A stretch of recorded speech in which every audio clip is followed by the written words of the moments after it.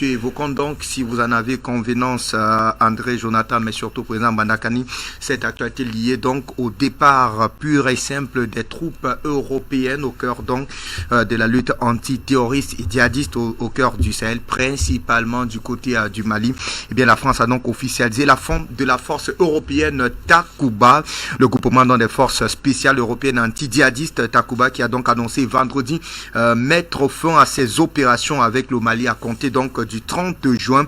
La task force lancée en mars 2020 donc était, selon le communiqué, un succès stratégique, messieurs, et surtout tactique, mise en place donc par Florence Parly, ancienne ministre de la Défense en France. Cette force d'occupation européenne a donc succombé à la dégradation, on va dire, brutale des relations franco-maliennes. Alors, président, je vous retrouve clairement autour de ce fait d'actualité-là. Alors, Takuba s'en va, mais la MINUSMA reste. On le sait, Takuba, c'était un conglomérat de près de 10 armées venues de 10 pays, singulièrement là de l'Union européenne. Aujourd'hui, la MINUSMA, qui est elle aussi un conglomérat des armées du monde, on va le dire pour être un peu plus simple. Alors, quelle première lecture on peut en faire? D'abord, ce n'était pas un conglomérat d'armées européennes. C'est un démembrement français qui voulait faire la diversion. Et au armée européenne, il y avait qui là-bas? Les Allemands ne se sont pas engagés en tant que tels. Même si, parce qu'il y avait une force européenne avant. Une force européenne avant pour intervenir dans le Sahel, où on retrouvait les Allemands, on retrouvait les Français, je crois, les quelques Estoniens. Le dernier contingent danois qui est arrivé à... Ils sont venus après. Quelques Estoniens, bon, des sortissants des États très peu connus de l'Europe, pour rester poli. C'est ça que la France a transformé en Takuba. Et, n'est-ce pas, pour faire sa gesticulation, jouer à la puissance planétaire, c'était la diversion. Donc, il a d'abord dit ça. Il faut d'abord rappeler ça. Et ensuite, ce n'est pas officialiser la fin, ne rions pas, sauf si on veut s'amuser. Mali a mis fin à Takuba depuis. Vous avez oublié ça? Il y a une sortie de l'État malien il y a quelques mois pour dire que c'est terminé. Dans de la coopération, et on les a demandé de partir immédiatement, et à la France, on a donné 6 mois. Vous avez oublié? Alors, donc nous, on n'est pas là. C'est-à-dire, les panafricanistes ne suivent pas leurs ennemis. Les panafricanistes donnent le là. Ils anticipent sur leurs ennemis. Nous ne suivons pas. L'État malien a mis fin à ça depuis. Il y a quelques mois là. On va oublier. Donc, ils partent comme les Français sont en train de quitter leur base au fur et à mesure. Ils sont en train de quitter leur base au fur et à mesure. Ils partent. Même si en partant de temps en temps, ils tuent les gens, ils disent que c'est l'État malien, la même alien qui l'a fait, mais ils sont en train de partir. Ils sont en train de partir au fur et à mesure. Donc, c'est dans ce cadre-là qu'il faut inscrire, n'est-ce pas, la fin de cette mission en force européenne Takuba. De manière plus fondamentale, certains ont dit que oui, c'était peut-être une ossature d'une future armée européenne. Ça fait rire. Ça fait rire. Que ceux qui le disent apportent des éléments sérieux. Sérieux. Vous savez que la France a voulu faire entériner Barkhane à l'ONU, vous vous souvenez? Tout à fait. Et ce qui supposait des financements. Ça n'a pas marché. Elle a même voulu mobiliser les financements au niveau international sous le mandat de M. Donald Trump, qui a dit niet. Il n'y a même pas 5 francs, on ne donne rien. Donc, la France a simplement voulu, sur le plan diplomatique, éviter un face-à-face seul, n'est-ce pas, un face-à-face seul avec le Mali et l'opinion publique africaine. D'où la nécessité de diversifier sa présence en donnant une façade européenne. Que les Européens soient intéressés par le sous-sol africain, il n'y a pas de débat là-dessus, ça fait des siècles. Mais pour le cas précis de la démarche, la France a été en première ligne avec l'opération Barkhane, on se souvient, en connivence avec les États-Unis, parce que ce sont les États-Unis en fait qui opèrent depuis derrière, mais la France était devant. Et à un moment donné, donc, la France a essayé de d'impliquer notre pays européen dans cette vieille tactique, dans le faux gaullisme, le faux réflexe gaullisme de l'affirmation d'une certaine souveraineté française. Donc pour essayer un peu de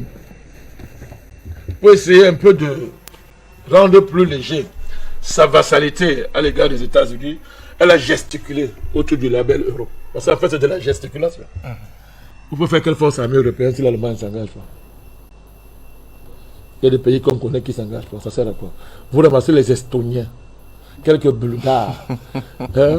Après, les Danois viennent, des apprentis impérialistes. Les apprentis impérialistes qui, parce qu'ils ont un fonds souverain sur le pétrole, veulent apprendre aussi à parler fort aux Africains. Les Danois. On connaît les Danois, mais on ne s'occupe pas des Danois. Maintenant, ils viennent nous provoquer, ils veulent jouer. Bon, la France ramasse tout ça. Comme on ramasse, comme le taxi ramasse les gens en route, on vous ramasse. La France a ramassé tout ça, est venue bricoler une affaire qu'on appelle Takuba, où en fait c'est la France seule, en réalité, qui voulait. Parce que je vous dis, quand vous lisez l'histoire du Sahel, ces dernières années, vous ne voyez pas beaucoup, mais il y a une présence américaine forte derrière tout ça. Vous ne voyez pas cette affaire. Qui se cache. On voit qu'il se cache et qui sous-traite à la France. Mais l'État français est mal à point, ça dérange parce qu'elle veut toujours dans le vieux réflexe gaulliste, mais qui est un faux, parce que Macron n'est pas un gaulliste. C'est la serpillère de Rothschild. J'ai dit que c'est une propriété privée de Rothschild.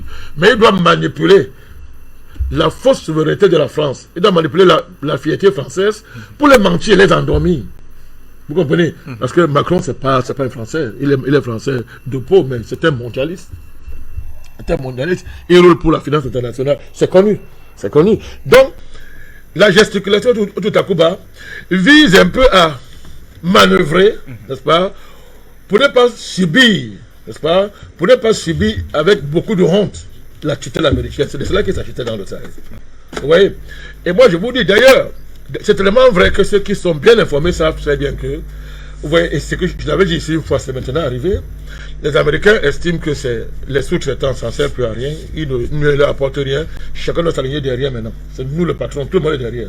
Donc, ouais, l'Union européenne, ils sont moins que des vassaux américains. Maintenant, c'est connu. C'est-à-dire, il faut trouver un autre nom. Parce que la vassalité, les limites, mais l'Union européenne a dépassé les limites de la vassalité. Ils sont moins que des vassaux américains. Maintenant, tout le monde s'aligne, même les Français.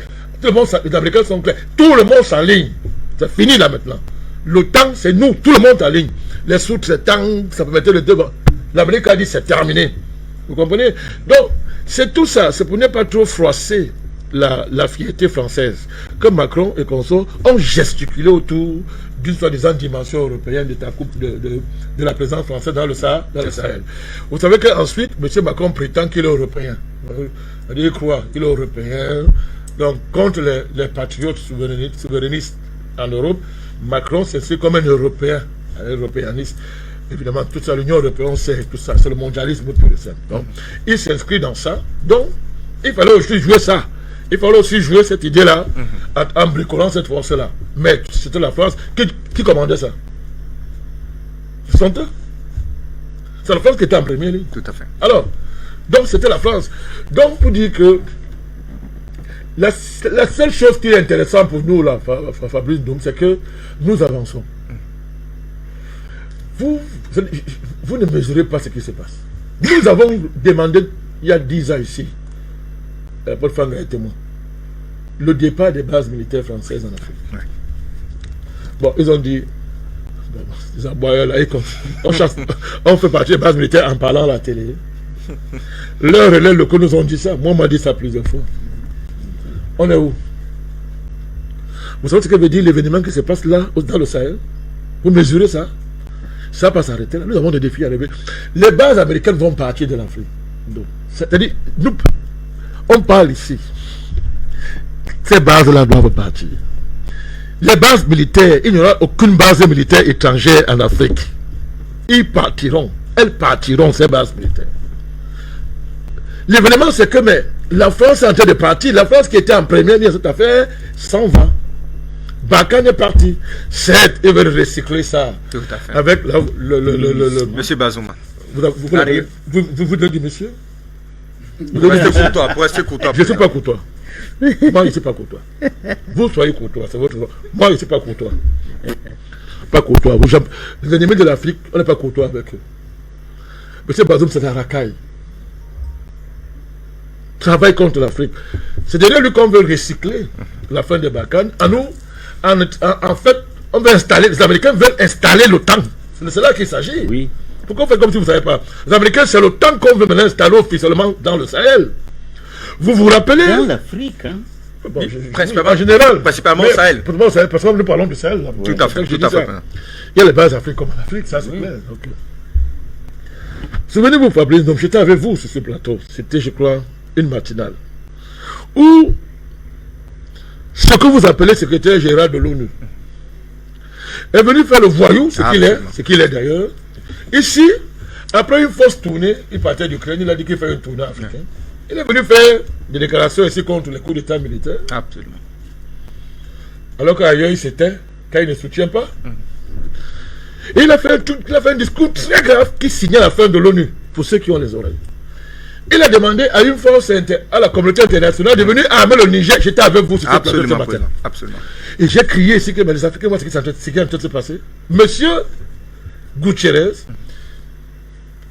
enterrant la charte de l'ONU, dont il est censé être l'incarnation, est venu dire qu'une entité internationale qu'on appelle communauté internationale, qui n'est connue nulle part dans la charte des Nations Unies, doit venir armer le Niger.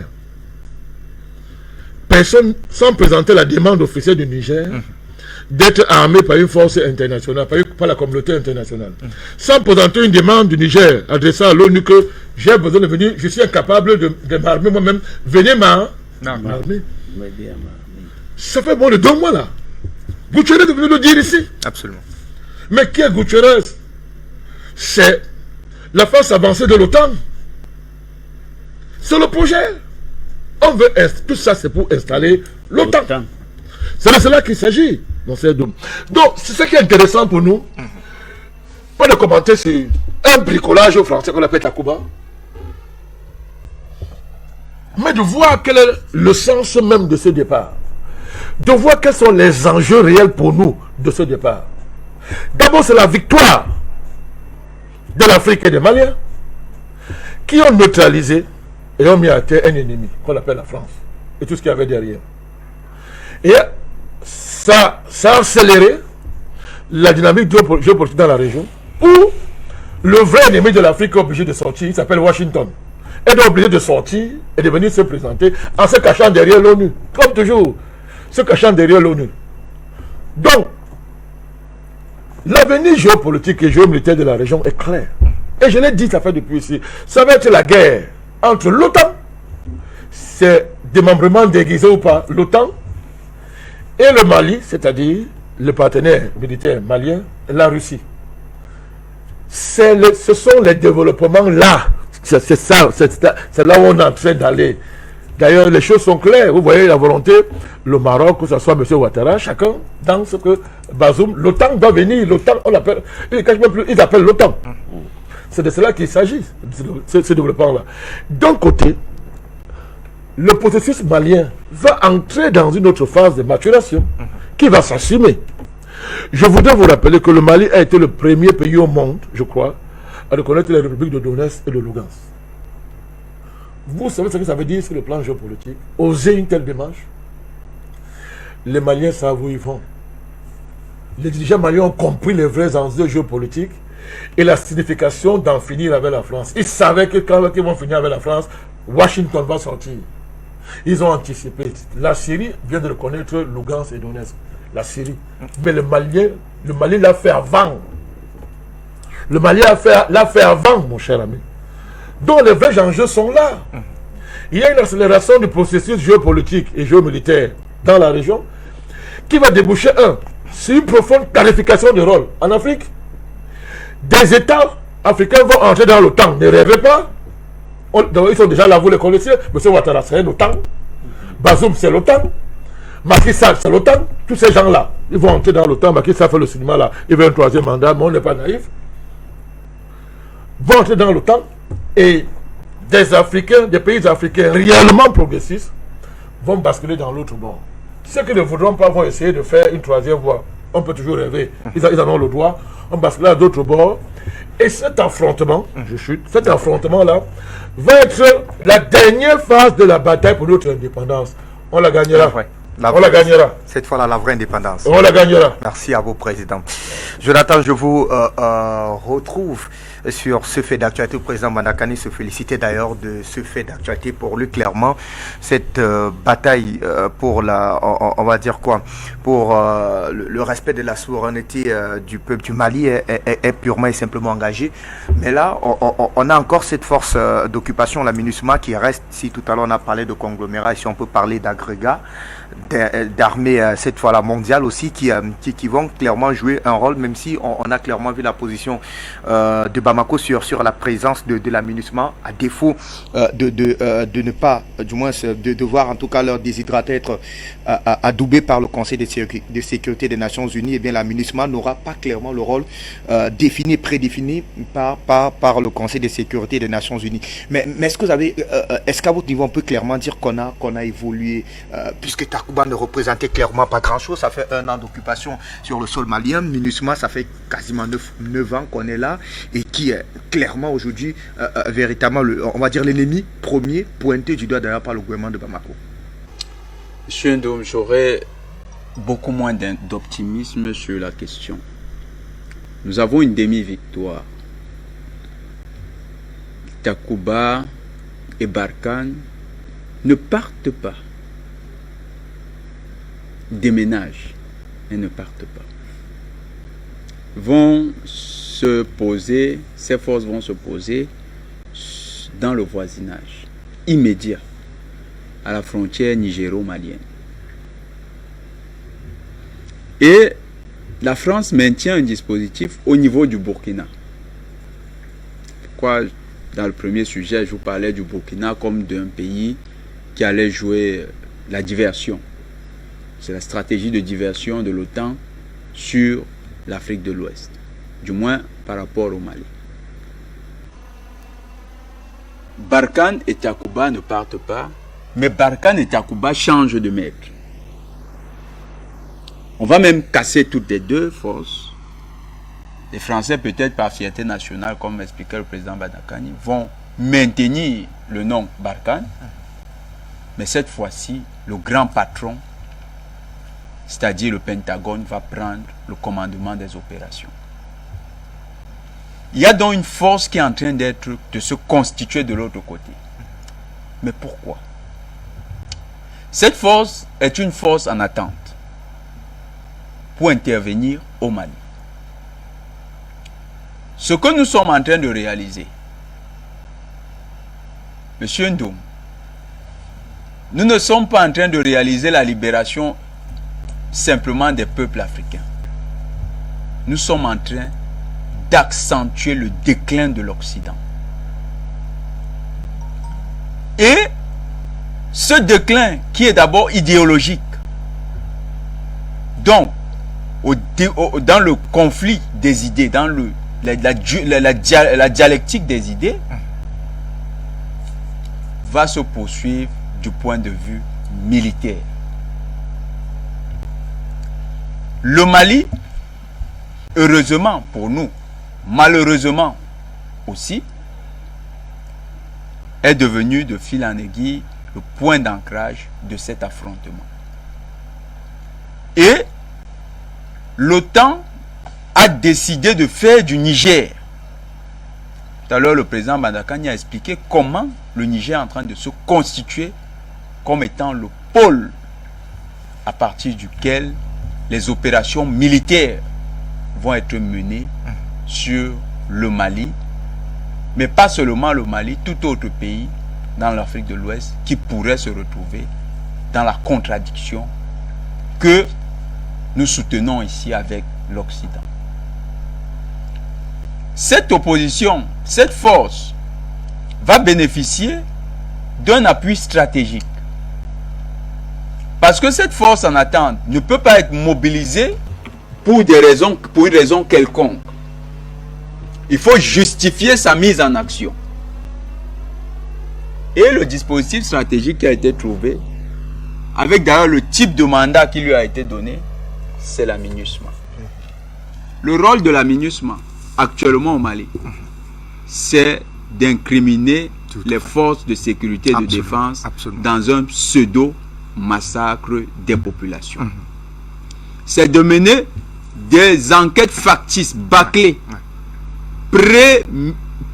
préméditées, commandées depuis Washington, dont les rapports sont déjà écrits à l'heure où nous parlons. Dites que les rapports sont déjà écrits, Jonathan. C'est écrit, c'est gardé dans les tiroirs, ça n'attend que d'être signé par les responsables de la MINUSMA, à qui on va promettre une gracieuse rémunération.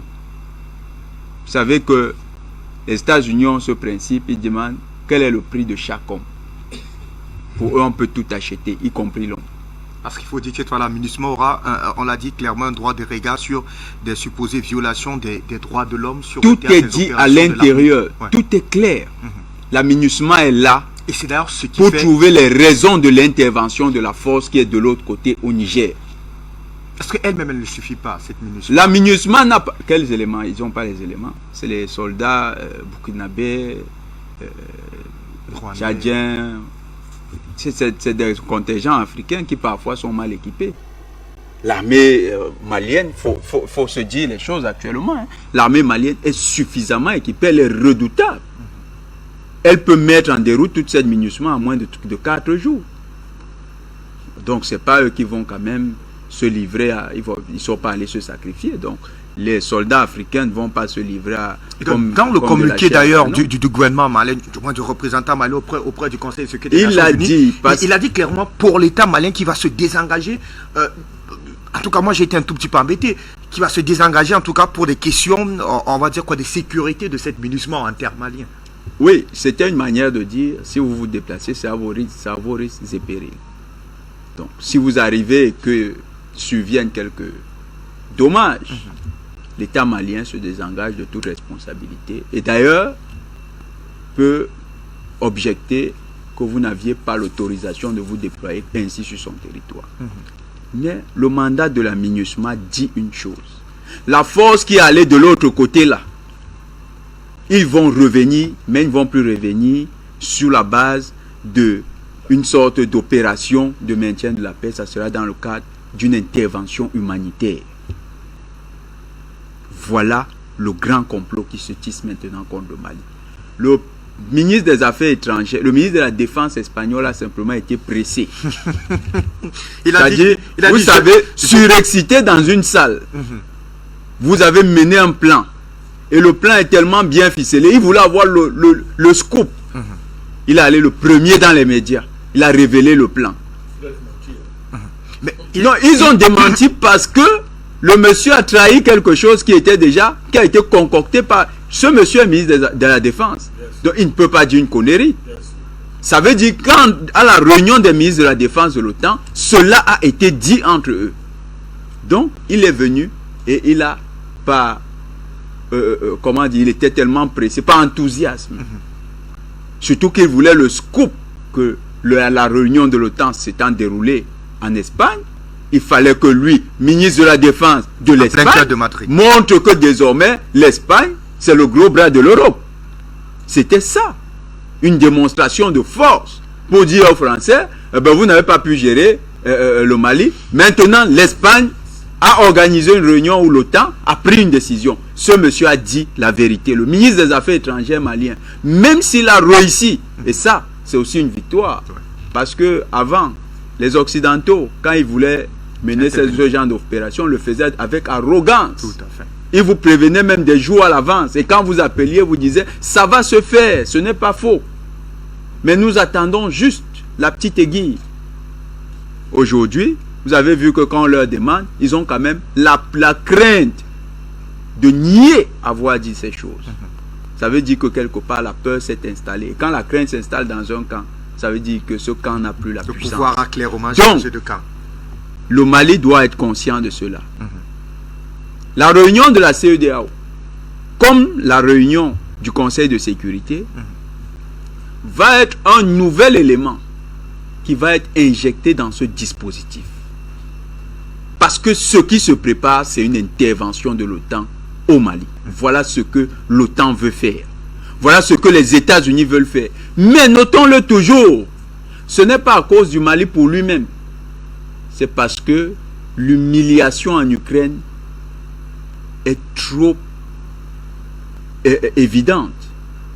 Tout le monde, c'est internationalement, que tout le monde se rend compte que les États-Unis peuvent être ramenés à leur plus petite expression.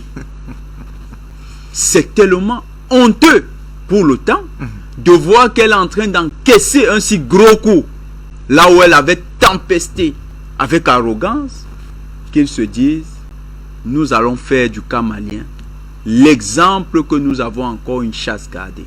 Mais notez-le, si le Mali tombe, ça veut dire que l'Afrique est tombée. Parce que le Mali incarne la volonté de libération des Africains. C'est pourquoi le président a dit quelque chose. Mais il serait bien aussi que les forces de l'OTAN le sachent. Si le Mali entre en guerre et que l'OTAN est l'agresseur du Mali, l'OTAN sera en guerre avec toute l'Afrique. Parce que les Africains vont aller au Mali comme les mercenaires sont allés en Ukraine. Nous irons là-bas nous battre. Tous les Africains doivent être prêts.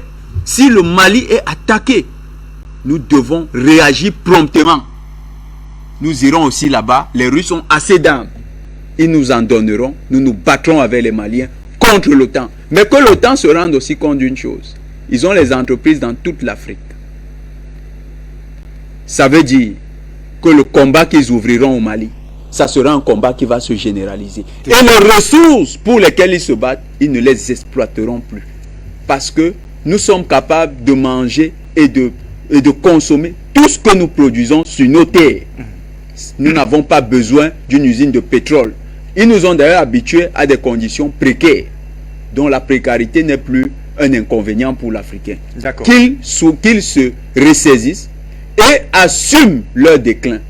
Leur temps est arrivé désormais de se mettre à côté et de regarder les autres faire. Qu'ils le fassent tranquillement, sans violence. S'ils refusent cette place, avec la violence aussi, les autres peuples de la terre peuvent les y amener. D'accord, merci à vous.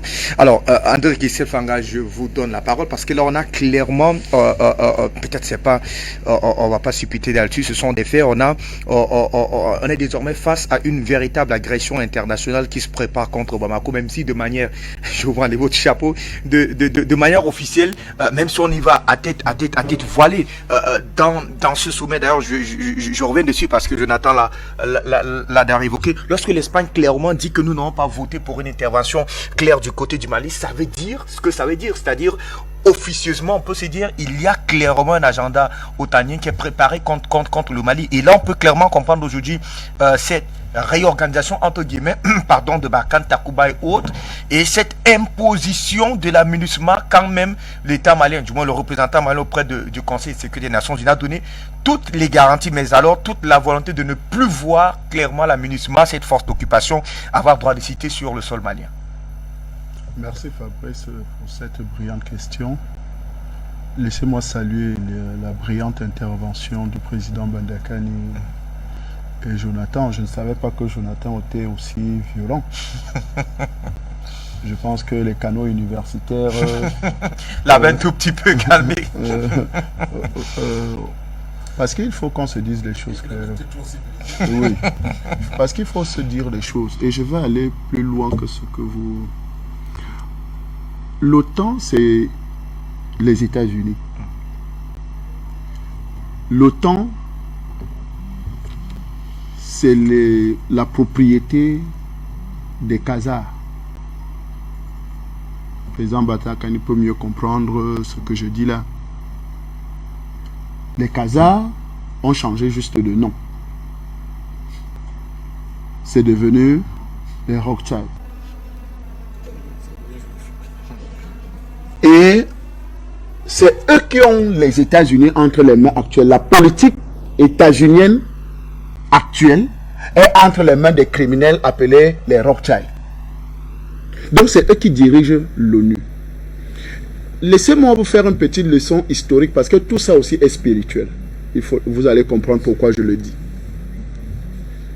L'OTAN les États-Unis, l'Angleterre et tout le reste qui sont des Khazars, parce que je préfère utiliser ce terme pour qu'ils comprennent qu'on les connaît.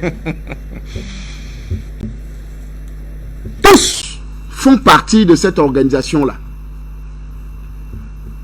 Et aux temps anciens, les Khazars sont allés voler un culte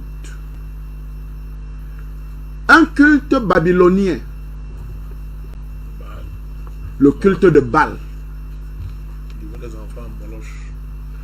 Et ce culte de Baal, c'était pour livrer des jeunes gens du sang neuf à leur dieu Baal. Donc, le rituel de tuer, verser du sang, manger la chair humaine, ils le pratiquent. Donc, le déclin aujourd'hui de l'Occident, qui est justifié, il faut maintenant trouver du sang neuf qu'il faut sacrifier pour maintenir la domination au niveau du monde. C'est pour ça qu'on va envoyer l'OTAN au Mali. C'est pour ça que ces organisations criminelles sont en train de se déployer dans le monde, parce que c'est déjà délimité. Ils sont allés en Syrie, on les a stoppés là-bas.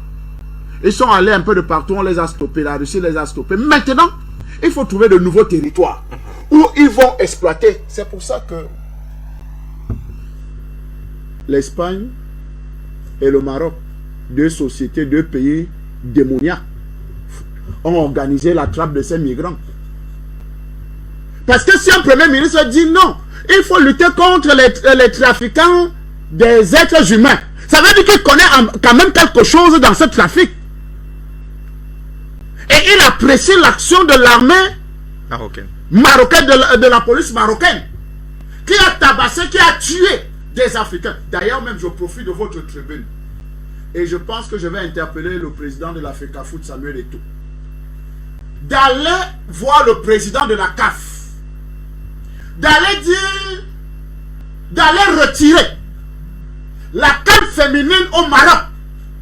Nos enfants, nos filles ne peuvent pas aller jouer dans un territoire criminel. Il faut le dire à Mondiovision. Est-ce que hier même il y a eu est-ce qu'il y a une minute de silence pour essayer de considérer véritablement les morts qui ont eu lieu? Ils ont d'abord accepté qu'ils ont tué. Ils ont dit que non, c'est que les gars sont tombés des grilles parce que les grilles ont lâché, ils sont tombés, c'est pour ça qu'ils sont morts. Non, on ne peut pas croire ce discours, André. Mais c'est ce qu'ils ont dit. Mais c'est ce qu'ils ont dit. Après, ils ont dit que c'est légitime défense. Donc, après, ils ont dit que non, les gars les lançaient les cailloux, ils se défendaient pour... Mais attendez, on sort quand même des quartiers difficiles. Même nos frères qui étaient candidats à la clandestinité ou bien... Ils vous disent que mais non, 1300 personnes ne peuvent pas décider d'aller traverser la frontière le même jour. C'est quasiment impossible. Ça veut dire qu'il y a une organisation, c'est des petits groupes. On sait que 10 personnes vont faire partie de l'expédition du 10, du 5, du 15. Donc c'est comme ça qu'on s'organise pour aller essayer de traverser la frontière. Mais vous ne pouvez pas avoir près de 1500 personnes qui sortent quand même. C'est des gens qui sont... Ils marchent 5 km. 5 km qui sont en illégalité dans un pays. Ça veut dire qu'ils ne peuvent pas quitter de leur cachette. 1300 personnes. Vous les contenez où? 1300 Vous les contenez où? Donc c'est une organisation criminelle entre l'Espagne et le Maroc pour tuer des Africains.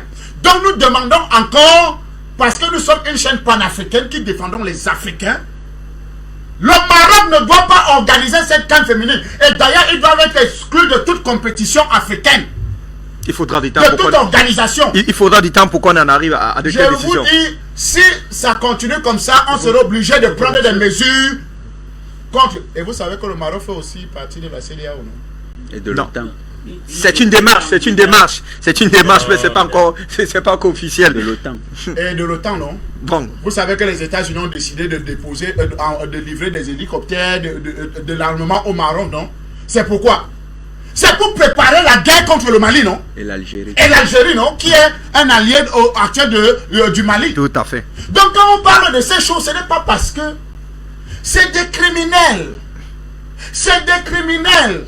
C'est des Khazars. Donc ils sacrifient des êtres humains pour leur survie.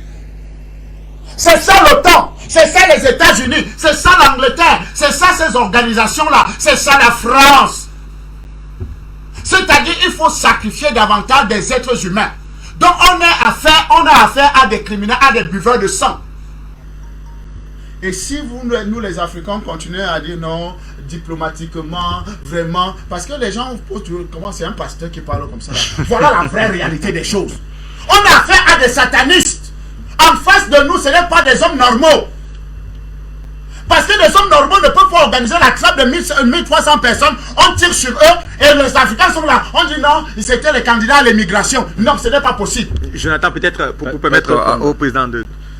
C'est juste pour appuyer. Allez-y, Jonathan. On parlait de 42 morts. Mais depuis hier, le bilan des ONG fiables, des organisations panafricaines, est connu. 354 morts, dont 38 Camerounais. Quand vous avez ce genre de résultats, et vous voulez que nos filles, Samuel Eto'o, si tu es panafricain, si tu es un vrai Africain, allez voir M. Motsepe, qui on annule la canne au Maroc. André l'a déjà commenté, peut-être c'est pas pour l'instant, c'est pas son niveau, il aura peut-être d'autres combats. Je dis bien, on l'envoie à mission. Nous les Africains, on l'envoie à mission. Comme on l'aime beaucoup en Afrique. Donc pour dire quoi? Pour dire que Opération Takuba, Opération Barkhane, Opération ceci épervé, Opération MINUSMA, tout ça ne font que partie d'un conglomérat de criminels qu'on appelle les Khazars, qui sont logés aux États-Unis actuellement. Parce que il y a un président aux États-Unis. Monsieur Joe Biden. Il oublie. Il y a un président. Vous avez vu la vidéo, non? Où Macron vient l'interpeller, non? Joe! Oui, nous avons vu, les images sont là. Et finalement, il était même perdu. Il est toujours perdu. Il ne savait pas de quoi M. Macron est en train de parler. Donc vous voyez donc soyons sérieux dans ce que nous disons. Nous savons que nous sommes en guerre. Et la guerre, d'abord, cher Africain, elle est d'abord spirituelle avant d'être naturelle. Tout ce que vous voyez là, ce déploiement-là, ces organisations-là, c'est pour un objectif précis. Les Khazars veulent continuer à perpétuer le culte de Baal. C'est-à-dire, il faut davantage boire du sang pour manger la chair humaine, pour avoir le pouvoir de l'autorité sur les autres. Alors qu'ils sont déjà tombés. Les États-Unis sont déjà tombés. La France est déjà tombée. Tout le petit malin que la France fait là, pour parler comment ils voyaient. Le petit malin que la France fait là, c'est fini, c'est terminé. La France ne vaut plus absolument rien. J'ai vu une belle image. Poutine parle avec Macron. Il dit que je vais détruire la France en quelques jours. Macron lui répond que mais la France est déjà détruite. Oui, que la France elle est déjà détruite. Parce que si les gens peuvent suivre sur un simple comportement, Poutine s'est filmé avec un cheval, torse nu. En pleine réunion du G7, il demande aux ceux qui peuvent aussi se déshabiller pour montrer leurs pectoraux. Vous croyez que c'est encore des hommes normaux comme ça? Donc quelqu'un s'est filmé lui, tranquillement, hein? Pendant ses vacances naturelles. Quelqu'un qui vit naturellement. Mais des chefs d'État du G7, dans une réunion, se posent la question, est-ce qu'on doit se déshabiller aussi pour montrer nos biceps? Comme Poutine. Non. Pour dire que... Tu as oublié ce qu'il leur a dit. Ce qu'il a dit. Il a dit qu'il souhaite descendre les pantalons et que ça sera très dégoûtant. C'est ce qu'il a dit, il a répondu. Il faut qu'il descende même les pantalons. Le monde entier va voir que ça sera très dégoûtant. Hideux et dégoûtant. Il dit, je les connais. Je les connais, mes collègues. Et je les conseille de faire du sport. Mais il dit que si Boris Johnson, Macron, tous ces gens-là vont plus bas, nous serons tous empoisonnés. Donc notre vue sera empoisonnée. Donc, pour dire que c'est vraiment quoi? Pour sortir. Pour sortir, mon cher ami, la France officialise la fin de la force européenne Takuba. Il n'y a jamais eu de force européenne.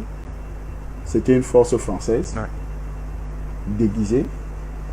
Et d'ailleurs, ils ont prouvé à tout le monde qu'ils sont des paresseux, qui ne valent absolument rien. Parce que si vous étiez un État puissant, fort, ça veut dire qu'ils ont prouvé... Vous savez ce qui a fait le plus mal au Mali? On a vu toute leur incompétence. On a vu l'incompétence de Takuba. On a vu l'incompétence de Barkhane, on a vu l'incompétence de MINUSMA. Ce n'est pas le temps qui va nous effrayer. Ils seront toujours aussi incompétents. Mais nous les attendons de pied ferme. Mais sachez d'abord qu'on doit s'armer spirituellement avant de s'armer naturellement. Parce que les Khazars sont dans leur logique. Il faut boire assez de sang. C'est pour ça qu'ils créent des guerres un peu de partout. Ils y créent des conflits pour s'en abreuver davantage. Mais c'est fini là. D'accord. Alors, Doyen Basilikine, la question, je vais vous la poser très clairement et très simplement. Est-ce que le Mali, est-ce qu'il va clairement s'en sortir? Mais naturellement. Vous savez que on ne regarde pas seulement les forces en présence. On regarde les alliances, on regarde la stratégie et on regarde les fondements. Le Mali est un État souverain qui n'a rien demandé à personne. L'OTAN a créé de toutes pièces l'insécurité dans le Sahel pour prétexter venir aider les Africains à s'en défaire et ainsi occuper le pays. C'est l'opération 1884 en Allemagne. Quand ils se retrouvent pour se morceler l'Afrique. Et Barkhane, tout ça, Takuba, c'est autant des partenaires que la France essaye de se donner afin que le moment venu, ils puissent partager le butin avec les autres États européens. Cette fois-là, les choses ont changé. Non seulement aucun pays africain aujourd'hui n'est prêt à supporter la soumission au-delà du raisonnable, non seulement aucun gouvernement africain ne va prêter son cou à la guillotine, mais nous avons aujourd'hui une alliance avec la Russie et je crois qu'elle tiendra avec la Russie et avec la Chine. Parce que vous savez, la grande crainte de l'Occident, c'est précisément que de ce côté-là de la planète, eh bien, il y a des forces nettement plus importantes, plus efficaces, plus convaincues de la clarté du combat qu'il y a à mener, qu'il n'y aura pas match. L'Occident est au bout du rouleau et nous devons attendre simplement que ce rouleau s'achève. L'Occident aujourd'hui a tellement exploité et saccagé le monde. Vous voyez, l'Irak, c'était un des seuls pays arabes au monde qui n'a pas de désert sur son territoire. C'était un des seuls pays arabes où le niveau de formation, de culture scientifique était vraiment important. Eh bien, les Américains ont décidé de saccager l'Iran. La Libye, c'était un des seuls dirigeants qui a pensé, avant les autres, que tant que nous serons sous la domination des organismes de Bretton Woods, eh bien, nous n'avancerons pas. Et il a proposé de mettre son immense potentiel financier à la disposition de l'Afrique pour créer des organismes rivaux au Fonds monétaire international et à la Banque mondiale. Aujourd'hui, la Libye a été saccagée. C'est trop de crimes en même temps. Je ne parle même pas de l'Afghanistan et je n'évoque pas le Vietnam. Nous avons connu autrefois la férocité, la barbarie que l'OTAN a, les Américains principalement, mais l'Occident en général, a saccagé le Vietnam. Vous voyez, aujourd'hui, les Américains demandent la coopération avec l'État vietnamien.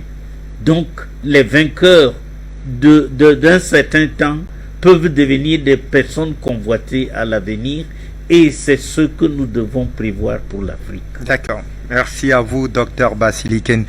pour cette prise de parole. On va clairement sortir avec vous, Président Mbandakani, non sans insister davantage cette fois-là sur la présence donc de la MINUSMA, puisqu'on est unanime sur la question que Takuba, certes, ne va pas disparaître. Takuba va s'organiser tout comme son frère Barkhane, mais cependant, il faudra clairement gérer la MINUSMA qui, pour elle, officiellement, donc reste donc avec un mandat d'un an officiellement donné donc par le Conseil de sécurité des Nations Unies, avec, comme je l'ai dit, un droit de regard sur les supposées violations des droits de l'homme qui seraient cette fois-là attribuées donc à l'armée malienne, attitude donc décriée par Bamako, qui a d'ailleurs sommé à la MINUSMA à se soumettre aux directives du gouvernement malien pour des impératifs, dit-on là-bas, de respect de la souveraineté de ce pays-là. Et donc, il est donc clair que la MINUSMA reste, mais elle restera sous la vigilance et le contrôle de l'État central malien. Est-ce que dans cette nouvelle disposition-là, on est clairement prêt à mieux contrôler les dérives et les dérapages de la MINUSMA? Je commencerai par faire un rappel important pour clarifier les enjeux. J'indiquerai, pour renforcer ma position sur ce que Jonathan a appelé mon excès d'optimisme, en toute élégance, mon excès d'optimisme. Je vais démontrer en quoi c'est justifié. Et à la fin, je vais ajouter un plus à ce qu'a dit Jonathan pour démontrer qu'ils n'ont pas l'avantage, contrairement aux apparences, à ce qu'ils veulent croire. Premièrement, nous avons démontré que l'initiative du départ de Takuba ne revient pas aux Occidentaux. C'est important quand on fait comme une guerre. Parce qu'on fait croire, ils veulent faire croire qu'ils contrôlent tout. Non. Le Mali les a demandé de partir. Nous avons démontré ça. Que le Mali les a demandé de partir. Il l'a obtenu. Oui, voilà. Maintenant, rappelons les arguments qu'ils mettent en avant pour justifier le départ. Vous allez voir à quoi vous avez affaire et à qui vous avez affaire. Et qu'est-ce que se trame réellement depuis. Alors, les alliés européens, justifiant donc ce départ, convoquent comme raison, écoutez très bien, l'engagement non tenu par les autorités maliennes d'organiser des élections et les législatives avant le 27 février 2022. Je répète. Quoi le lien? Non, je répète. C'est pas dit non. Ils disent qu'ils mettent fin à la mission parce que les autorités maliennes n'ont pas tenu leur engagement d'organiser des élections avant le 27 février 2020. Et d'autre part, en plus, c'est que bon, ils sont énervés parce que l'État malien entretient des relations avec Wagner. Et Wagner, c'est la Russie.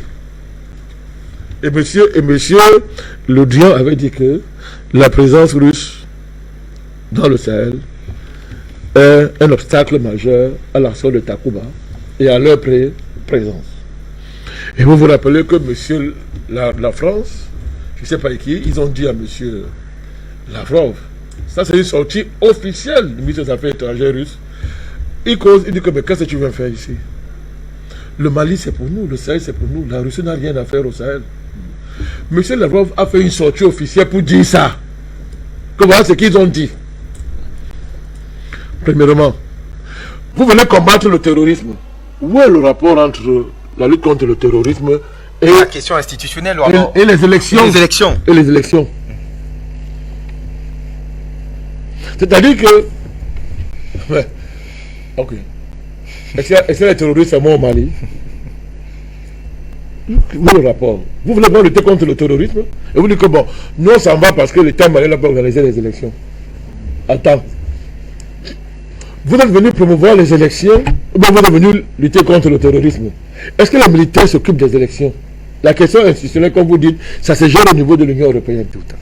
Ils ont géré et ils ont sanctionné soi-disant les autorités maliennes, dont monsieur le Premier ministre. Bon, c'est de la sorcellerie, mais c'est pas seulement de raisonner. Hein.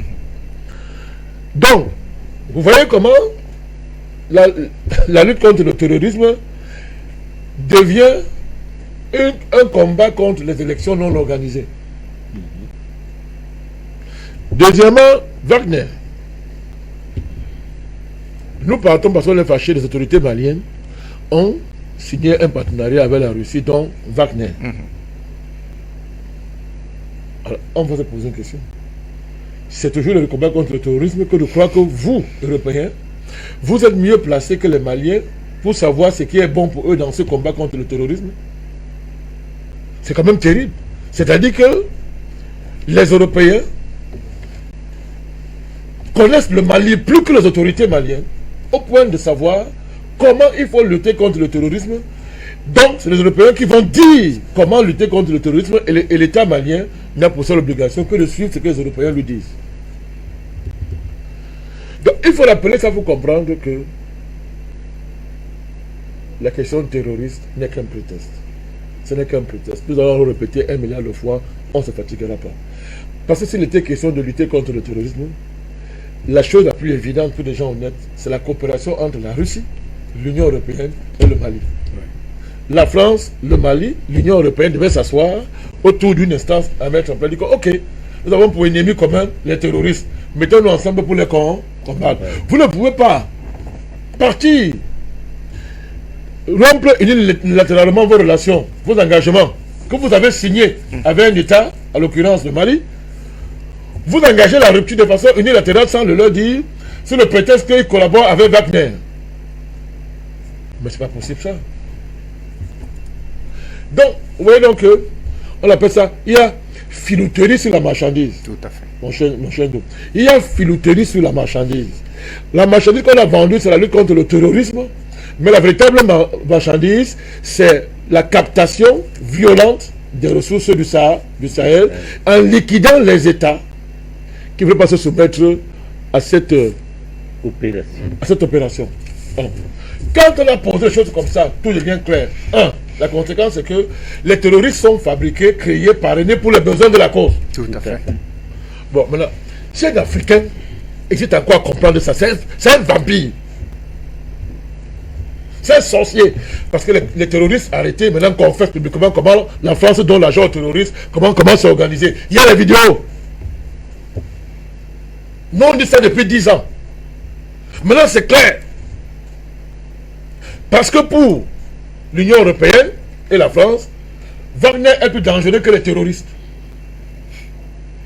Deuxième conséquence, c'est-à-dire que pour les Européens, les Occidentaux, Wagner est plus dangereux que les terroristes au point où on préfère partir que de lutter contre les terroristes. Parce que Wagner est plus dangereux que les terroristes. C'est ça que ça veut dire.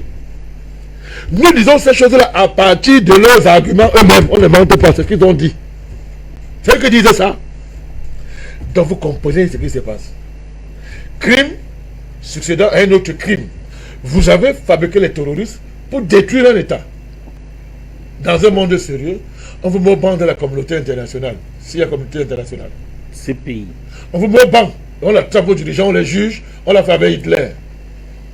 Vous, deuxièmement, cet État s'élève pour se défendre.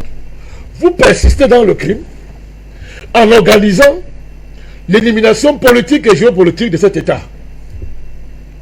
Et vous le faites en plein jour, en narguant les populations et le continent. Mon cher Fabrice, c'est pour nous revenir à quoi? Pourquoi je suis optimiste? Je prends un élément, simplement. Est-ce qu'il était possible hier, mon cher Jonathan, à un État africain de faire ce que le Mali a fait à l'ONU? Oui. C'était possible? Le Mali l'a fait. Le ministre des Affaires étrangères a fait plus que ce qu'il fallait faire. Mais il ne s'est pas arrêté là. Le Mali ne s'est pas arrêté là. Ils ont dit l'ONU, la MINUSMA, ne pourra pas se déplacer au Mali. Nous n'allons pas faciliter le déplacement au Mali. C'est un défi. C'est un défi. Est-ce que logiquement ces forces doivent se déployer dans le pays sans toutefois avoir Il faut les chasser d'un pays? Même si, même... Je dis, avant le pays, l'ONU sert à quoi? Vous voulez qu'on passe cette affaire-là? Depuis 1960, ils sont en train d'essayer, ils ont fait quoi? Rien du tout. Ils ne font que détruire ce pays. Et alors que la RDC est attaquée par M. Kagame, un autre criminel, Kagame, et son complice de l'Ouganda, même si M. Tshisekedi, nous on ne l'aime pas beaucoup, sa tête ne nous plaît pas du tout, ce monsieur-là, parce que c'est pas sérieux. Que fait l'ONU? L'ONU décide de reconduire l'embargo sur les armes contre la RDC. Pendant ce temps, Kagame et Museveni arment officiellement un 24 qui est plus armé que l'armée congolaise. J'espère que vous le savez. M23. Le M23. Il y a donc il ne faut même pas prononcer. Vraiment, ça donne des boules. Comment?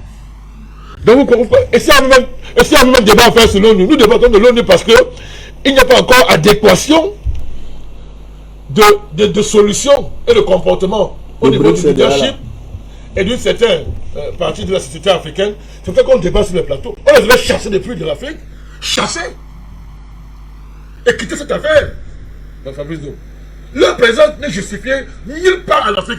L'ONU est une force d'occupation en Afrique.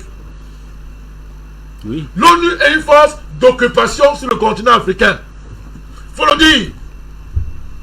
Les fanfaronnades et les justifications pseudo-juridiques internationales, c'est pour tromper les naïfs.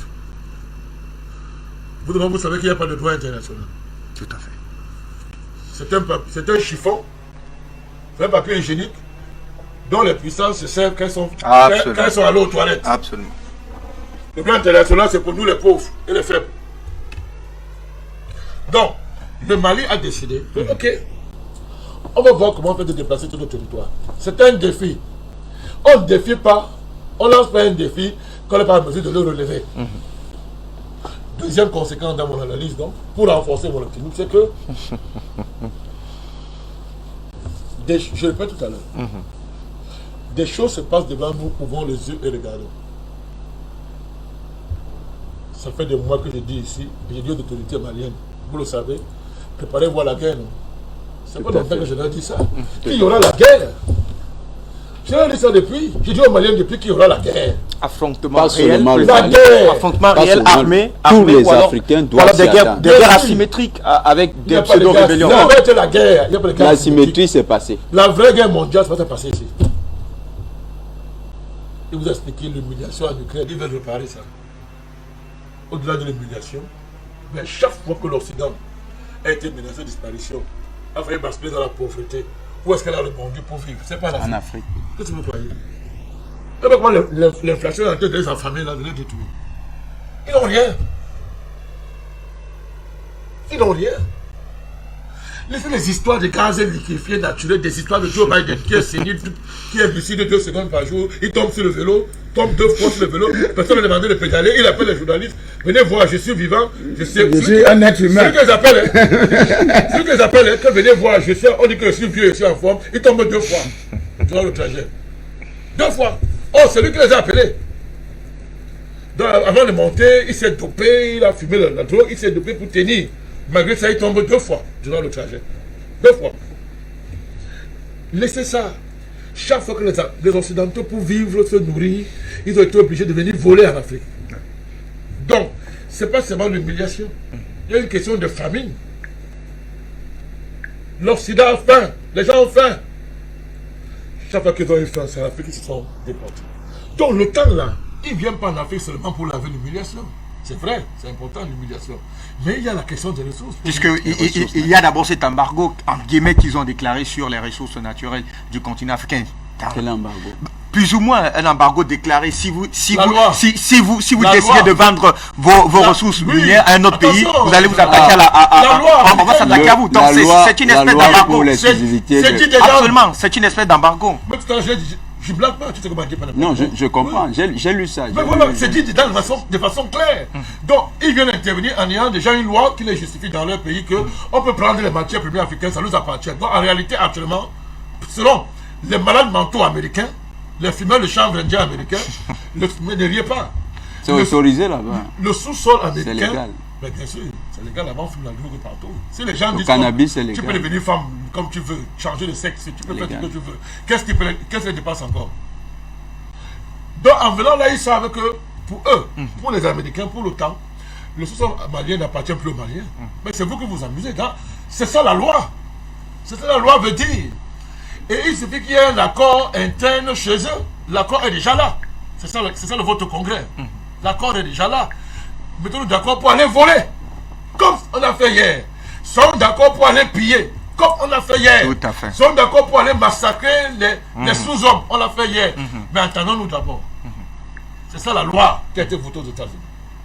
Donc, j'étais en train d'indiquer que est-ce que le Mali s'est préparé? Oui.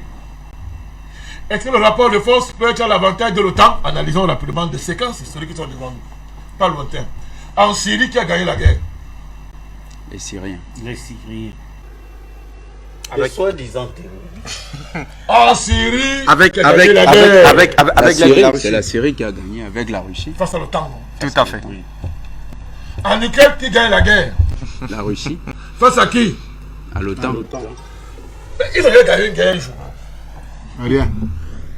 Contre Hitler. oui. Hitler. Non, non. Non, Hitler qui a gagné la guerre, c'est l'armée rouge. Mais, Voilà.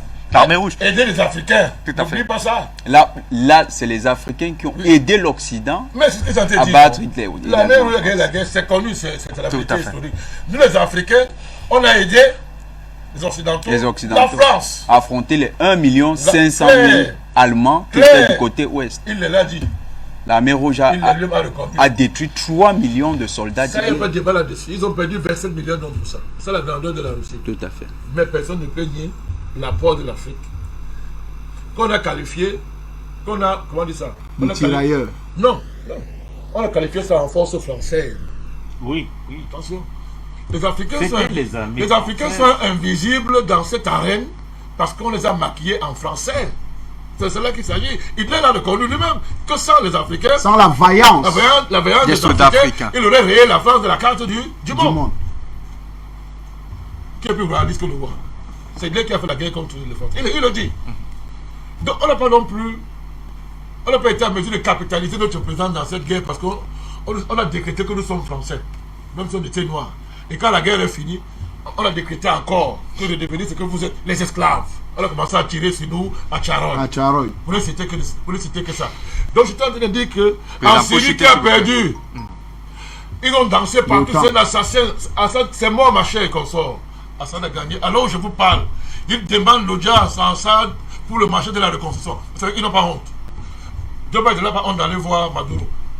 L'Amérique s'est déshabillée devant Maduro. Que pardon, revendre le pétrole. Ils n'ont à pas fait, honte. tout à fait. Ils sont en train d'aller se mettre à genoux devant les Vietnamiens. Ils n'ont pas honte. Ils ne sont pas humains, ils n'ont Oui. pas honte. Ils demandent à coopérer avec le Vietnam. Alors, Venezuela également. Deuxième, bon, ils ont été battus en Ukraine, ils ont été battus en Syrie, ils ont été battus en Ukraine. Je pose donc la question. Le Mali n'a-t-il pas des accords militaires avec la Russie? Si. Est-ce que la crédibilité de la Russie, mon cher Jonathan, ne sera pas engagée si elle est défaillante? Lui-même l'a d'ailleurs reconnu sur sa prise de parole. Et donc il faudra absolument réussir le cas malien. Est-ce que la crédibilité de la Russie ne sera pas engagée au cas où il manquerait à leur devoir à l'égard du Mali? Tout à fait. La Russie n'a même manqué à ses devoirs envers un pays, vous le savez. Je vous en parle. Et donc ce qui renforce Vous le votre savez. optimisme. Donc, Puisque c'était sur je ces demande bases. ce que j'ai Voilà, dit. c'était sur ces bases Je qu'on est demande parti ce que sur j'ai cette dit. démonstration. Parce que pourquoi on agresse l'Afrique? Parce qu'on estime qu'on n'a pas de protection militaire. vous le Absolument. savez. Ouais. Alors, mais c'est compliqué ça. Il y a un parapluie militaire, on a les accords, nous sommes riches, on a la jeunesse, on a les matières premières, les Russes sont compris, les Chinois n'ont pas le choix.